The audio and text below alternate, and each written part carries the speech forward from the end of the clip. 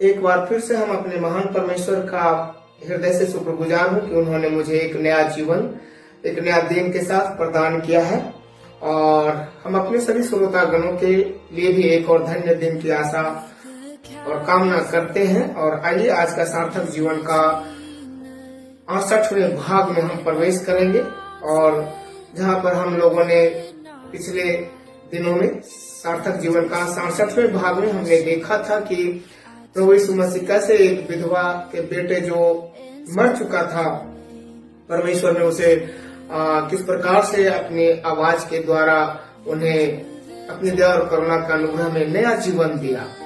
आज उसी कड़ी में हम लोग और आगे बढ़ेंगे और आज का हमारा शीर्षक है करुणा और स्पर्श।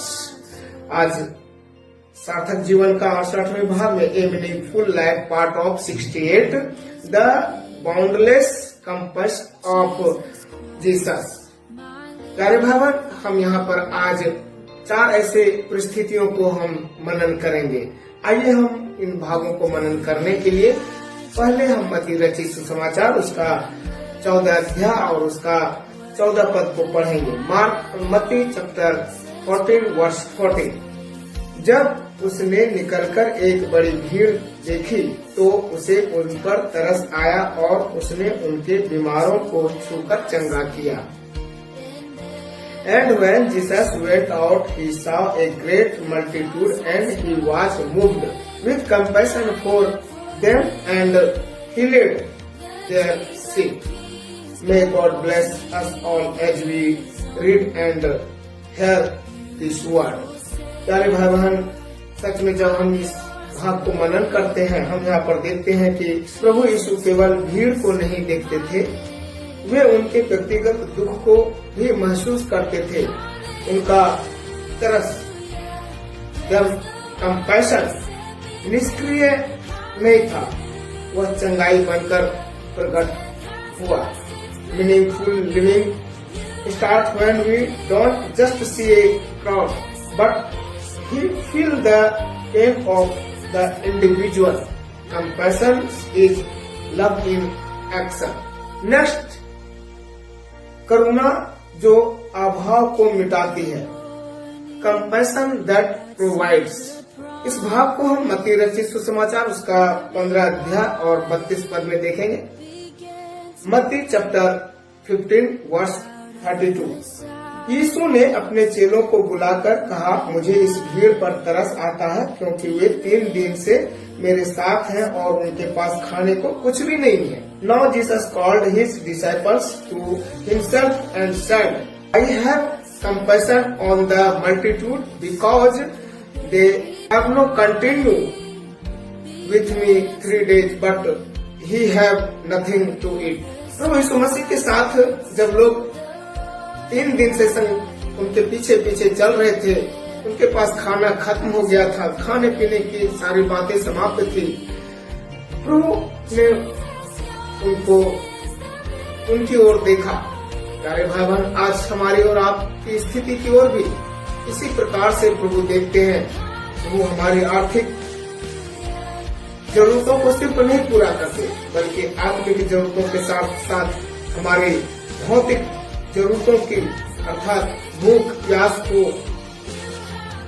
प्यास के प्रति भी हमारा परमेश्वर वो संवेदनशील है। वे नहीं चाहते हैं कि कोई भूखा हो, कोई प्यासा हो, कोई थका और मांदा हो। ए meaningful life acknowledge the physical struggles of others. Christ teaches us that the spirituality includes care for the basic needs of our neighbors. Thirdly, करुणा जो छू लेती है। Compassion that touches the untouchable. Mark chapter 1 verse 41. यीशु ने तरस खाकर हाथ बढ़ाया और उसे छू कर कहा, मैं चाहता हूँ तू शुद्ध हो जा। Then Jesus moved with compassion, stretched out his hand and touched him and said to him, I am willing, be cleansed. कोढ़ी को समाज ने त्याग दिया था, लेकिन यीशु की करुणा ने उसे छुआ। जहाँ समाज उसे दूरी बनाता है, हमारा प्रभु यीशु मसीह की करुणा वही हाथ बढ़ाती है। To live meaningfully is to reach out to the outcast. Compassion breaks the barriers of social stigma that touches the heart. Fourthly, करुणा जो दिशा देती है, compassion that guides. Mark chapter 6 verse 34. उसने बड़ी भीड़ देखी और उन पर तरस खाया, क्योंकि वे उन भेड़ों के समान थे जिनका कोई चरवाहा न हो। And Jesus when he came out saw a great multitude and was moved with compassion for them, because they were like sheep not having shepherd. यीशु ने लोगों के भटकाव को देखा। करुणा का अर्थ केवल शारीरिक मदद नहीं, बल्कि भटके हुए को सही रास्ता दिखाना भी है। Meaningful life involves being a guides to those lost. Spiritual compassion is the greatest gift we can offer. निष्कर्ष प्यारे भाई बहन इस प्रकार से है, सार्थक जीवन वह है जो यीशु की तरह दूसरों के दुखों को देखकर तरस से भर जाए। करुणा केवल एक भावना नहीं है, बल्कि एक दिव्य शक्ति है जो दूसरों के आंसुओं को पोंछती है। ए meaningful life is one that like Jesus is moved by the Soros of others. Compassion is not merely emotion, it is a divine power that wipes away the tear of the suffering.